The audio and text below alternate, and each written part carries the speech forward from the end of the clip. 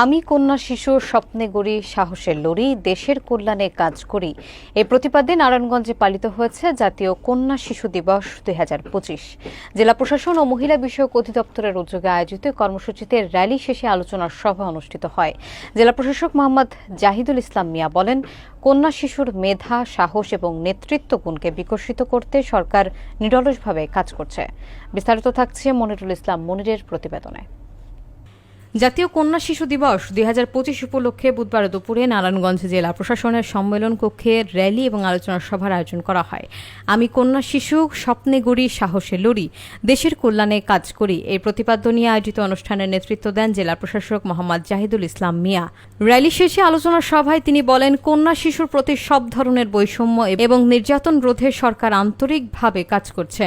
প্রাথমিক থেকে স্নাতক পর্যন্ত প্রায় 2.5 কোটি কন্যা শিক্ষার্থী উপবৃত্তি পাচ্ছে, যার ফলে স্কুলে উপস্থিতি ও শিক্ষায় অংশগ্রহণ উল্লেখযোগ্যভাবে বেড়েছে। জেলা প্রশাসক আরও জানান, শিক্ষা প্রতিষ্ঠানের স্বাস্থ্যসম্মত ওয়াশ ব্লক নির্মাণের ফলে কন্যা শিক্ষার্থীদের স্বাস্থ্য এবং উপস্থিতির হার উন্নত হয়েছে। অতিরিক্ত জেলা প্রশাসক মোহাম্মদ আলমগীর হোসেনের সভাপতিত্বে অনুষ্ঠিত সভায় বক্তব্য রাখেন অতিরিক্ত পুলিশ সুপার ইসরাত জাহান, সহকারী কমিশনার দেবযানী কর এবং জেলা প্রাথমিক শিক্ষা অফিসার ফেরদৌসী বেগম। অনুষ্ঠানের শেষে ড্রেস মেকিং ও টেইলারিং ট্রেডের 10 জন প্রশিক্ষণার্থীকে সেলাই মেশিন প্রদান করা হয়।